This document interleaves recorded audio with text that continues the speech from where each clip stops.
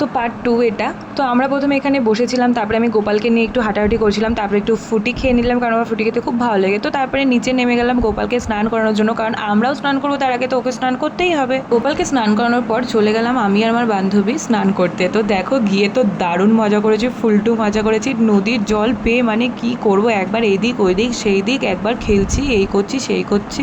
আশেপাশে যারা ছিল সবাই তো আমাদের পাগলামি দেখে অবাক হয়ে যাচ্ছিল। তো যাই হোক, তারপরে এইদিকে মাছের মতো লাফালাফি করছিলাম, তারপরে চলে গেলাম খেতে। আমাদের কিছু খাবার দিয়েছিল, দেখো এখানে পমপ্লেট মাছ, ভাত, ডাল, আরও কত কিছু খাবার। তো যাই হোক, ফটাফট করে খেয়ে দিয়ে চলে গেলাম সাজতে গুজতে, যেহেতু বিকাল হয়ে গেছিলো। তো আমার বান্ধবী আমাকে সাজিয়ে দিচ্ছিল। এটা ছিল আমার ফাইনাল লুক। তোমরা একটু বলো আমাকে কেমন লাগছে। তো তারপরে দুজন মিলে গিয়ে গল্প করছিলাম এইদিকে, তারপরে এদিকে বনফায়ার শুরু হয়ে গেছিলো, দেন ঝোলা খেলছিলাম, মানে আমি অনেক কিছু মজা করেছি, অনেক কিছু খেয়েছি। এদিকে আবার রাত্রের ডিনার চলে এসেছে, ডিনার আসা মাত্রই খেয়ে দিয়ে তারপরে আমরা আবার ডান্স শুরু করে দিলাম খাওয়ার পরে। তো এইভাবেই আমাদের দিনটা গেল। তোমরা এরকম মিনি ব্লগ দেখার জন্য লাইক কমেন্ট শেয়ার সাবস্ক্রাইব করে দিও। বা